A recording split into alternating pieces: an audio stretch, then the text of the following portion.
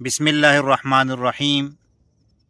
اسرائیل کی بدماشی کے بارے میں ڈاکٹر اسرار مرحوم نے کئی سال پہلے کیا بات کہی تھی کہ ایران کے بعد اسرائیل کا ٹارگٹ کون سا ملک ہوگا، اور 1948 میں جب اسرائیل وجود میں آیا تو اس کا پہلا جو صدر تھا اس خبیث نے پاکستان کے بارے میں کیا بتایا تھا، وہ بھی سنے مولانا فضل الرحمان صاحب سے۔ اور ایران کے بعد اسرائیل کا کون سا ملک نشانے پر ہے اس کے بارے میں حامد میر اور اسحاق ڈار سے بھی سنتے ہیں۔ تو آئیے یہ سنیں ذرا اور پھر آخر میں بات کرتے ہیں۔ پہلو سے ایران ان کا ٹارگٹ ہے، ٹارگٹ نمبر 1 ایک خاص اعتبار سے۔ ٹارگٹ نمبر 1 ایک دوسرے اعتبار سے ہم ہیں، وہ میں بعد میں عرض کروں گا۔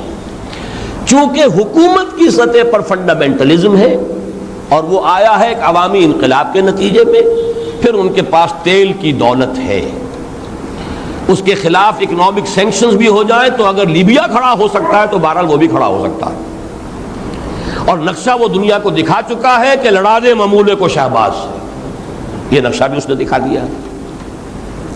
یہ ہے ایران کا معاملہ۔ نمبر 2 پاکستان۔ پاکستان 400 برس کی تجدیدی مساعی کا امین ہے، امانت دار ہے۔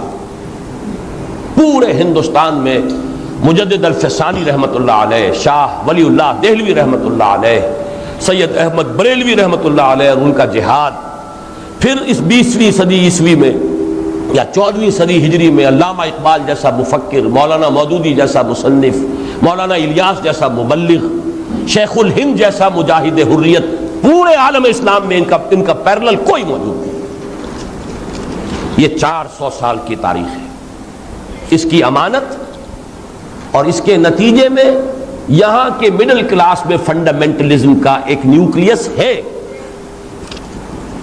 اگرچہ حکومت کی سطح پر کوئی پیش رفت نہیں ہو سکی آج تک، بلکہ اب تو پسپائی ہو رہی ہے، اب پیچھے ہٹ رہے ہیں۔ وہ ہمارے ان سیاسی جو بھی زعماء ہیں، جو جماعتیں ہیں، ان کی غلطی اور الیکشن ہی کو واحد میدان بنا کر اس کے اندر اپنا سارا وقت و توانائی اور قوتیں ضائع کر دینا، یہ ہے در حقیقت جس کا کہ یہ صدا مل رہی ہے کہ اس اعتبار سے تو پسپائی کی طرف ہے معاملہ، کسی پیش رفت کی طرف نہیں ہے۔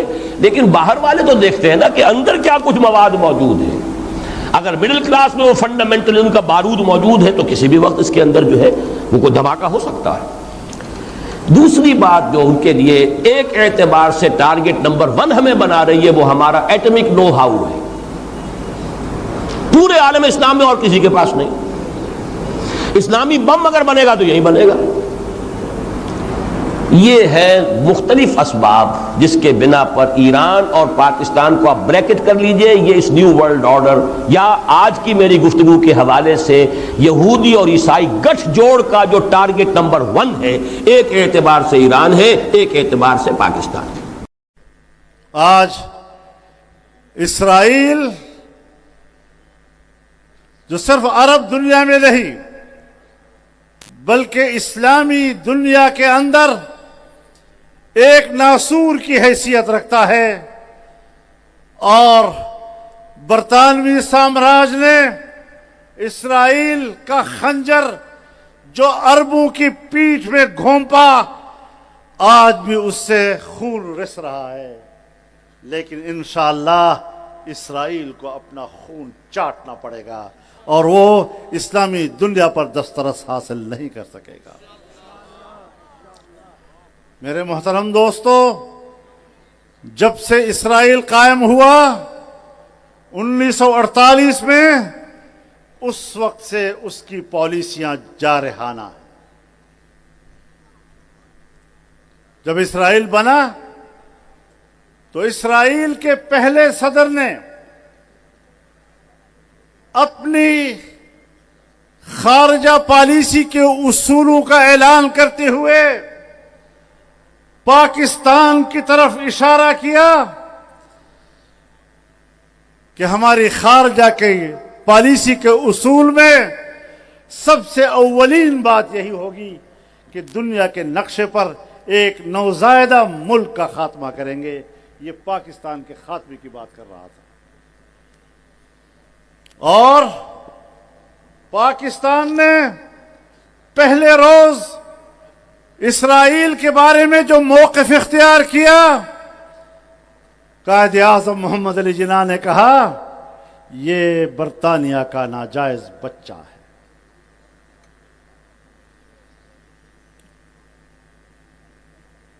اس نے سن 1967 میں عرب دنیا پر حملہ کیا. غزہ کی پٹی، اردن کے مغربی کنارے، صحرائے سینا، گولان کی پہاڑیاں، ان پر قبضہ کیا، لیکن امریکہ اور یورپ کی پشت پناہی میں کیا تھا.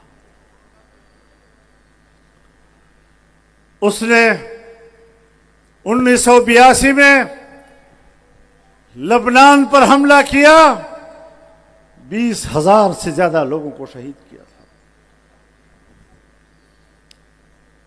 لاکھوں گھر بے گھر ہو گئے تھے. مسلسل اس نے فلسطین پر حملے کیے. ہر سال 2 سال کے بعد غزہ پر اس کا حملہ ہوتا تھا، اور آج 1.5 سال سے مسلسل وہ فلسطینیوں پر بمباری کر رہا ہے. 60,000 سے زیادہ فلسطینی شہید ہو چکے ہیں، جس میں اکثریت چھوٹے بچوں کی ہے، خواتین کی ہے، بوڑھوں کی ہے، عام شہریوں کی ہے. ہم اقوام متحدہ کو جھنجھوڑنا چاہتے ہیں اور اقوام متحدہ کے مستقل ارکان کو جھنجھوڑنا چاہتے ہیں کہ اقوام متحدہ کی کون سی قرارداد ہے جو اس طرح انسانیت کو قتل کرنے کی اجازت دیتا ہے. اچھا اسحاق ڈار صاحب، جیسا کہ آپ نے انڈیا اور اسرائیل کے گٹھ جوڑ کا ذکر کیا، تو جو مئی 2025 میں جو پاکستان اور بھارت کی ایک محدود سی جنگ تھی، تو اس میں اسرائیل واحد ملک تھا دنیا کا جو کھل کر انڈیا کے ساتھ کھڑا تھا. آپ کا کیا خیال ہے کہ جو ماضی میں بھی انڈیا اور اسرائیل مل کر پاکستان کی ایٹمی تنصیبات پر حملے کے منصوبے بنا چکے ہیں، تو اگر اس مرتبہ خدا نہ خواستہ جو اسرائیل ہے وہ اگر ایران کو زیر کرنے میں کامیاب ہو جاتا ہے، تو آپ کو لگتا ہے کہ پھر اسرائیل اور انڈیا کا اگلا نشانہ پاکستان بھی ہو سکتے ہیں؟ اللہ نہ کرے یہ کبھی نہیں ہوگا میر صاحب. ہمیں اپنے ایمان کو تازہ رکھنا چاہیے. ان کی ایسی تیسی جو ایسی میلی آگ سے پاکستان کی طرف دیکھے، میرا خیال ہے ان کے لیے بہت بڑا تجربہ ہو چکا ہے. 6 مئی کی رات اور 10 مئی کی صبح تک یہ ہم نہیں گئے تھے کسی کے پاس کہ جی اب جنگ رکوا دیں، نہ ہم نے کوئی پہلی ایسکلیٹو موو کی تھی. ہم نے صرف اپنی ڈیفنس میں، ہواؤں میں بھی، اس میں بھی اپنی ڈیفنس میں ایکٹ کیا. اور اگر ہمارے جو فائٹر جیٹس کے جو پائلٹس تھے، اگر جو ہم نے دنیا کو ورڈ دیا تھا، میری 29 ممالک سے بات ہوئی بٹوین 23 اپریل اور 6 مئی، اور ان کے ساتھ ہر ایک یہ کہتا تھا کہ please Pakistan India should exercise restraint. تو میرا ایک ہی جواب ہوتا تھا کہ we will demonstrate patience, we will exercise full restraint and we will not take any escalatory move as to begin with. تو جی آپ نے ان کی گفتگو سنی کہ یہ خبیث پاکستان کے بارے میں کیا سوچتے ہیں. تو اللہ تعالیٰ سے دعا ہے کہ اللہ تعالیٰ ہم سب کی حفاظت فرمائے، اور اللہ تعالیٰ ہمارے ملک کی حفاظت فرمائے، اور اللہ تعالیٰ تمام مسلمانوں کو متحد اور متفق فرمائے. آمین ثم آمین یا رب العالمین.